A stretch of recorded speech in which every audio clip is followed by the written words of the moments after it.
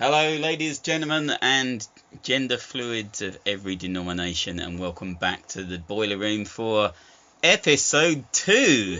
Woo! We've made it to a second episode. Who'd have thought it? It's been ages since we last all met up. So long. It's got rather moist in here. We are obviously back on board the submarine, travelling to new destinations. As I said last time, very much like the Beatles in our yellow submarine, except we're in a slightly knackered Victorian submarine, which is sinking rapidly. We're going to do lots of as we've decided. We're going to do lots of sort of likes, and I am joined once again by the lovely steampunk that is Katie Ward. Ooh, hello! Woo! I clap myself because I'm that vain. Hello again, and welcome to the Boiler Room. It is. So we've moved to a slightly quieter place in the Boiler Room because we realised that I think last time we were in the Boiler Room you could really hear the submarine. Noisy. Really hear the submarine right up until the captain parked us up. So our captain is Captain Santiago Mattel, and he's upstairs, piloting the submarine. And I'm also here with the lovely, the gorgeous, the Kurt Russell of the podcast world. Sponsored by L'Oreal. Mark Jenkins. Hello there. That was the most understated I think you've been. Oh yes. Right. So, once again, I do apologise, but once again, we're still not joined by Richard Borman, who is our resident wizard, and who's clearly been on too many of the elixirs. The elixirs and the trips to some Ye sort Olde of McDonald's, I liqueur. think. Trips to Ye Olde McDonald's, yeah. Yeah. But the problem is with Richard not being here, we don't get as many snacks as we normally do. So we are without snacks. Now, obviously, we have the same format. As you probably know from our last podcast, I am the, let's see if I can say, world famous author without Katie Ward laughing her nuts off. Sorry. So I am the author Kit Cox, so I will be talking about literature. Katie Ward is the one of the many matriarchs of Great Kent Spectations, so she will be talking about steampunk, and Mark Jenkins is of course our horror aficionado and the UK H.P. Lovecraft group. Is that what it's called? The UK?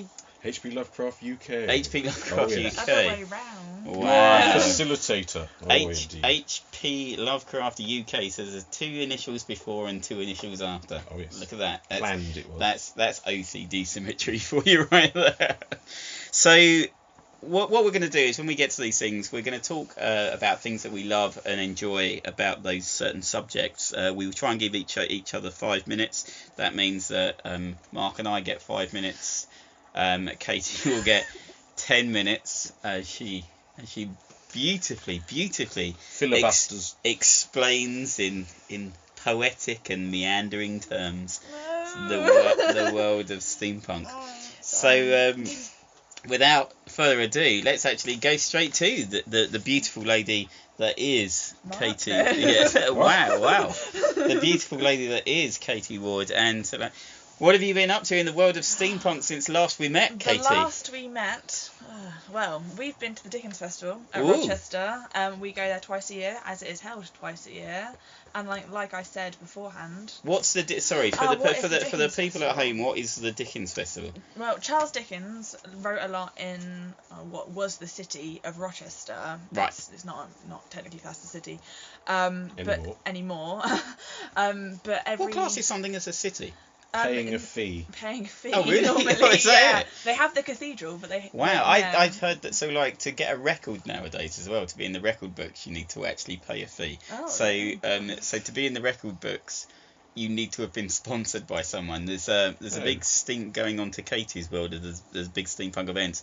The Asylum, which is held up in Lincoln every year. Yeah. They have had the largest gathering. It's like they have registered the largest gathering of steampunks in one place. Even ticked the boxes to what the Guinness Book of Records considered a steampunk.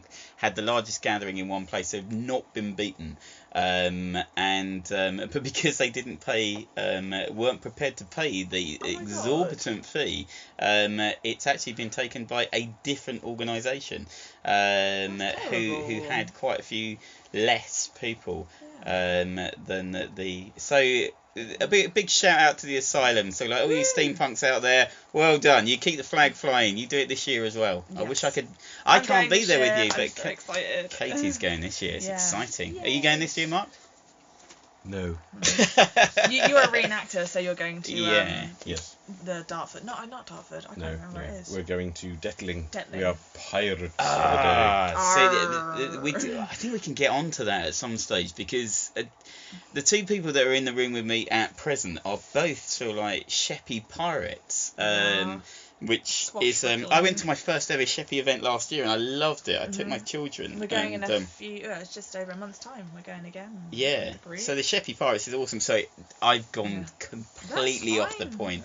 Now we said so. Like I just wanted to know what a city was. So I thought a city had to have a cathedral. It does. And now have to register. And now they have to register as well. Yeah. Wow. So they Rochester, count the entirety of Medway as the city now. Right. So it's a city of Medway. Of course it is. It's a city of Medway. But isn't whereas it used to be, when obviously Charles Dickens used to write, it was the city of Rochester. Right, so Charles Dickens used to write his books. To write in Rochester, and for quite a few years now, the reenactment side of it, people, I always get it wrong because it's like the Dickens of society. Well, the strange thing is you say for quite a few years. I mean, I'm 46. I'm 47 this year. And so young looking. Thank you, darling. So I'm 47 this year. And I went to the Dickens Festival when I was 10, and they used to have a train that went from Rochester to London, and then picked people up from London, and everyone came back. So it's been going for well over 36 years. So that's fantastic. So a big shout out to the Dickens Festival as well. So like, well done Dickens. And twice a year as well. I'm impressed. I know, twice a year. And you are now invited and tolerated as steampunks. Yes, we are completely tolerated as steampunks. I think we said last time that our first event was there, and now we go there and we're part of the parades. We were invited to be part of the parades a few years ago, and we have done this one coming. We've did 8 talks. Oh wow, throughout that's the awesome. weekend by myself, my friend Louise, and also my friend Paul, who does a really awesome talk on how Victorians used to explore space and how they used to draw what they see in the telescopes they had, because they couldn't capture it digitally, obviously. Right, yeah. And the drawings they did were amazing of how they would interpret what they saw, and he does a really awesome talk on that. And Louise does an equally awesome talk on how Dickens actually kind of connects in with steampunk, which is mainly part of the reason why we've been welcomed a little bit more into it. And how does it connect in with steampunk? Charles Dickens, as a writer, when he first started off with doing short stories and pieces which could be published into newspapers. Okay. And he did a series of papers called the Mudfog papers. The what? The Mudfog. Mudfog. Mudfog. I'm northern. I'm northern. I can't talk. Wow. Great expectations, but she's from the north. From Northern Land. With gravy. Gravy. No, curry sauce. We're an equal opportunity podcast here. And he did the Mud Fog papers. Right.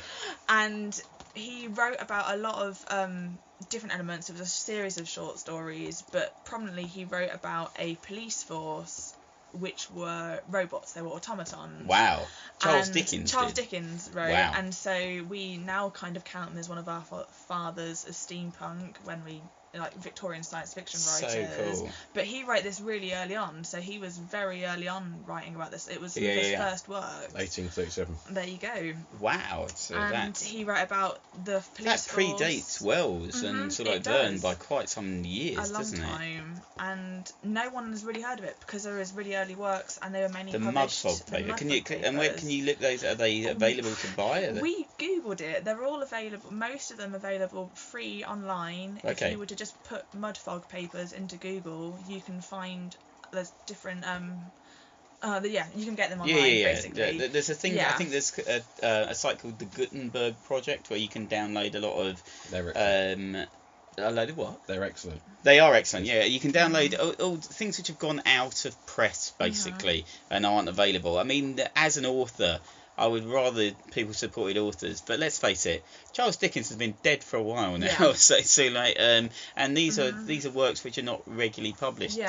So go out, So fill your boots, enjoy a bit yeah. of Charles Dickens. And because they're so short as well. Yeah. And he did it with it. There was an illustration of a courtroom where there's lots of the police officers, but they're kind of broken because the point of them was young men would go to let off a bit of steam and you know, get a bit rough, and they'd still get judged by automaton judges. And there's our friend Steve made a really cool outfit, which is a big clock face, which was meant to be saw the photos. I can't think the minute keeper of the courtroom. And so when we do the Dickens now in the summer, every summer we try and recreate a bit of that throughout the parade. So we have people dressed up in automaton police officers. We might be getting a judge next year on stilts. Wow. Can you guess who that might be? Would that be by any chance be the cosplayer David Gregory? It might well be. If I think it's the Unipool.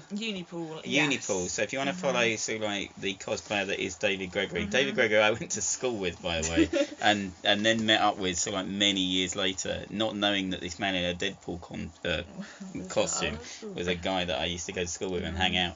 So a big shout out to David, because he now does so much stuff on stilts. So much cosplay. Yeah, he plays the Ghost of Christmas Past. He was doing that all through weekend in the heat. And the lovely Jan. And the lovely Jan with his Ghost of Christmas present.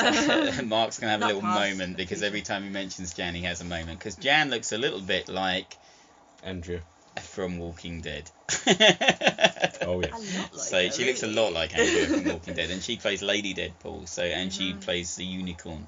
Yes. So a little bit of cosplay stuff in this. Wow, we're touching all bases, aren't we? But so we were there this weekend. So that's fantastic. So the Dickens Festival was this weekend. Yeah, so what's the next big event? Because you've had a couple now. You did the Chatham Dockyard, which was their big steam weekend. Yeah. I came along there as a guest author, being a world-renowned author. Guest of honour. A guest of honour. Guest of honour. And of course, you've done the Dickens Festival. Yeah. So what's next for Great Kit Expectations? What's next? We have another busy weekend ahead of us. Through the Dickens Festival at Rochester, we've been invited to the Broadstairs Dickens Festival now. Wow. And we're in the parade. Bleak House is in Broadstairs, yeah.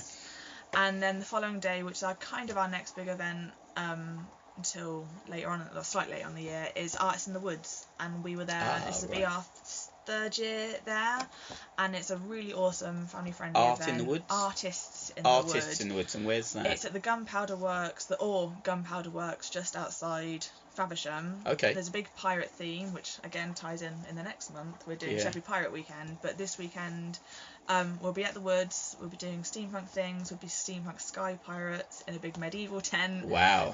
Cool. But throughout, it's a big woodland, so there'll be loads of traders and exhibitors. There was a dinosaur there. There's a dragon this year. There's a dragon. There's a wow. dragon this Dragons year. and pirates. I know, and it'll be a really awesome weekend. So and it's free. The dates for that again. Dates. Oh God, it's Father's Day, so it's Sunday. It's okay. The 20th. There you go. Everyone say Father's Day. You can look at it on your calendars. The All Gunpowder Works. What? The All Gunpowder. The All Gunpowder Works. Yes. Oh, okay. The All Gunpowder Works, and that's just outside. Faversham. It's a free event, family friendly. Fantastic. There's music, there's food, there's everything, isn't there? Everything. It's brilliant. Amazing. It's a lovely event there you to go. be part of, and we're honoured. There you go. Something there. So thank you Make very much, Katie. That's brilliant. So now I'm going to go over to Mark Jenkins, and as I said, Mark Jenkins is the head of HP Lovecraft UK, and Mark has many loves in the world of horror, and probably the world of vintage horror. So what would you say is, and I already know the answer to this, but what would you say is your favourite and most watched horror movie? You're just teasing now, aren't you? I am. I just want to hear you say the words.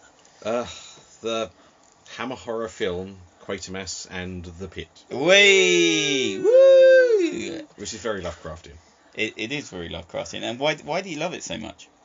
I think it's got everything in it. It's got the alien presence. It's revealed itself very, very slowly. You don't know exactly what's going to happen. The people around it are changed. They start behaving erratically, almost as if possession is there, and they've been there under our feet for 5 million years. Cool. And they changed the way humanity evolved. And is it because how many Quatermass films are there in the Hammer horror genre? There's 3 Quatermass ones in the Hammer horror ones. There's Quatermass Experiment, Quatermass 2, Yep. and the Quatermass in the Pit. There was a TV version. So Quatermass 2 doesn't have a name. It's the Quatermass Experiment is the cactus guy, yeah? Yep. And then Quatermass 2 is the one with my lovely friend Vera Day. Yes. Vera Day is beautiful, by the way, still beautiful now. And then, of course, your favourite, which is Quatermass in the Pit. So it's the last one in the franchise. Yeah. Who plays Quatermass? Let's see. Well, we've got...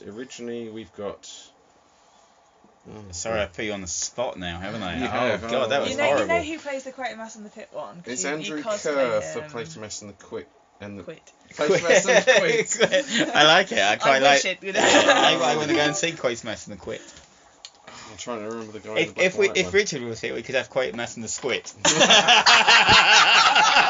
Oh, that's so cruel. That's so cool, but so he true. will be here for a later podcast. I'm sure. The brain has gone blank.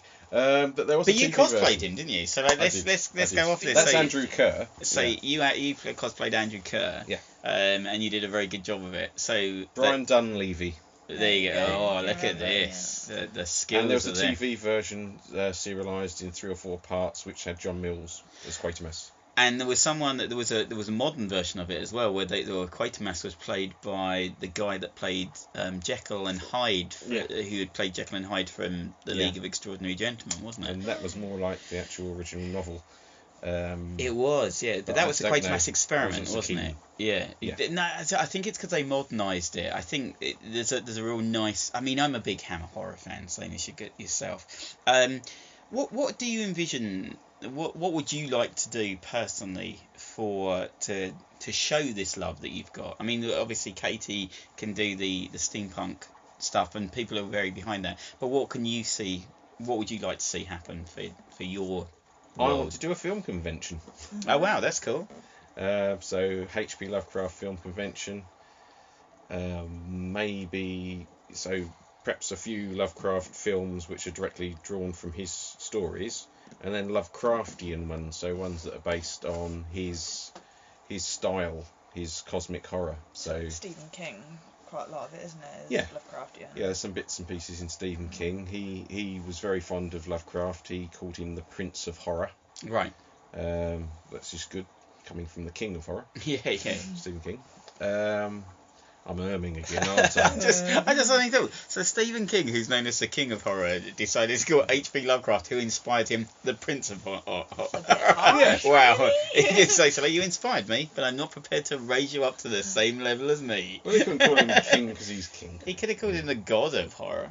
Yeah. The grandfather The of horror. Emperor Something of Horror. Damn you, Stephen King. Name is Stephen King. I knew I should have driven that car faster. No, that wasn't me. No, that car. No, don't write in, people. It was a horrific moment. So and I was very heartfelt about it. Must admit, I'm not a big Stephen King fan of the books and things like that. It's not my style of horror. But the man himself is an absolute genius.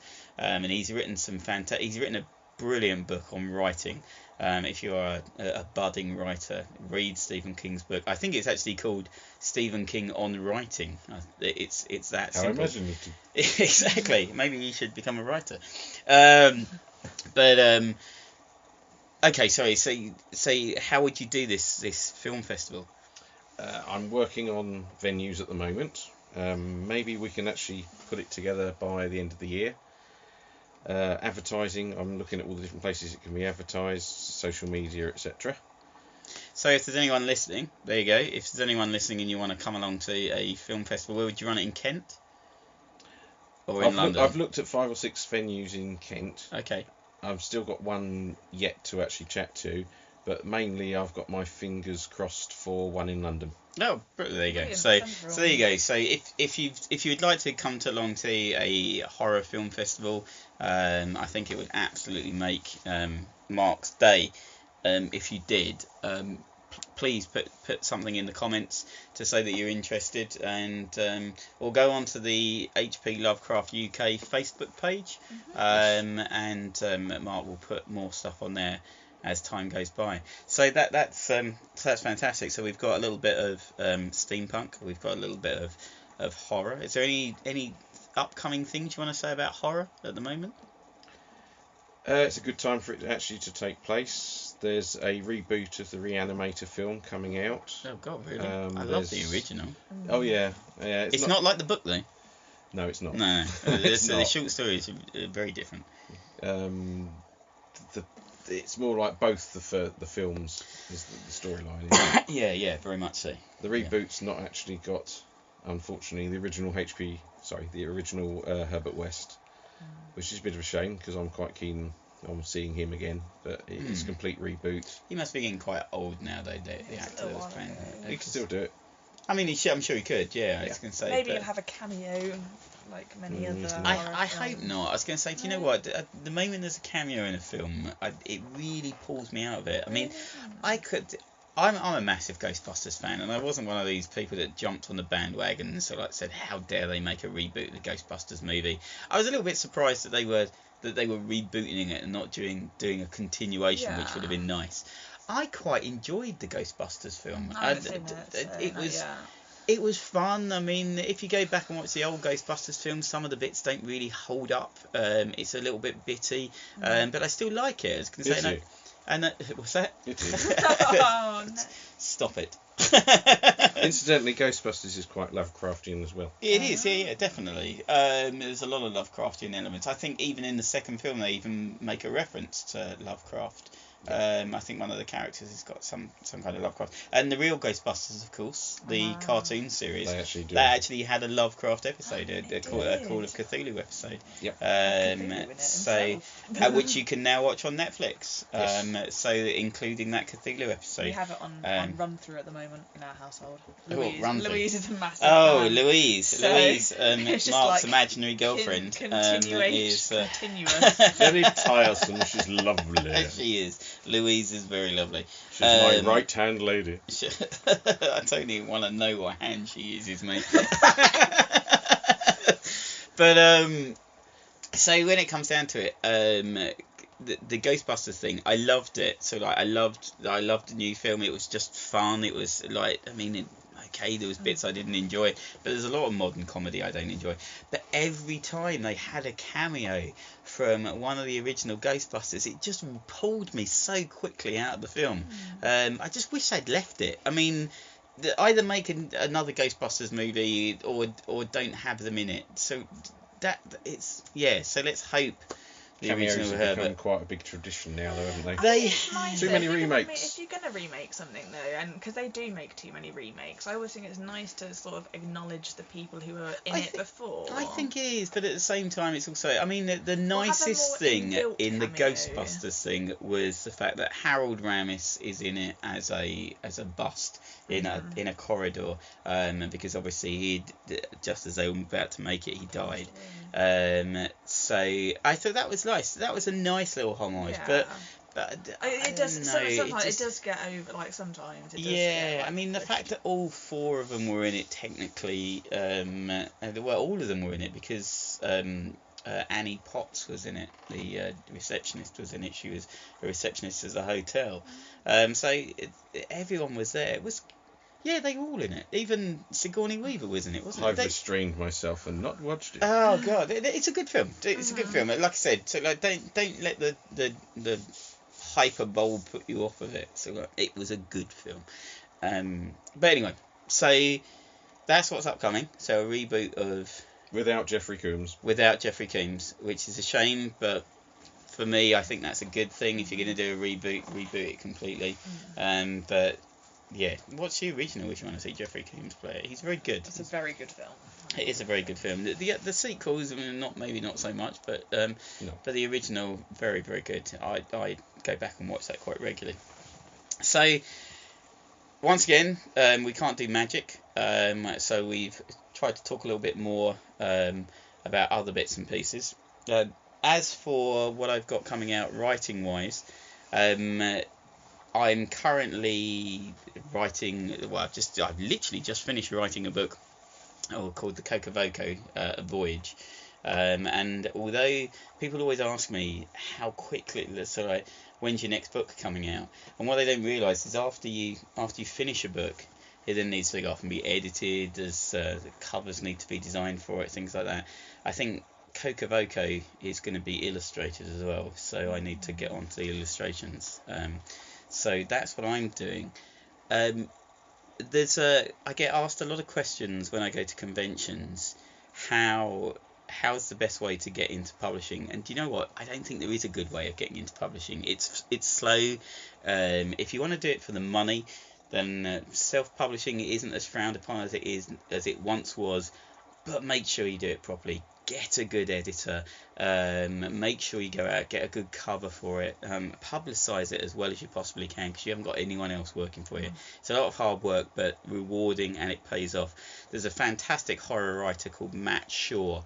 I recommend people look up Matt Shaw to hear what he does for his writing. I mean, he basically plays the system, writes a lot of short stories, and he fully admits to that. But he's got a good following, so if you're doing it for the money, maybe go the Matt Shaw way. He's a very good writer, extreme horror stuff. But what I would recommend, there is a website or a Facebook page called the Bestseller Experiment, and it's run by a fantastic guy called Mark Stay and his friend. I'm going to say John. I'm probably going to get that wrong. I do apologise to the two of you.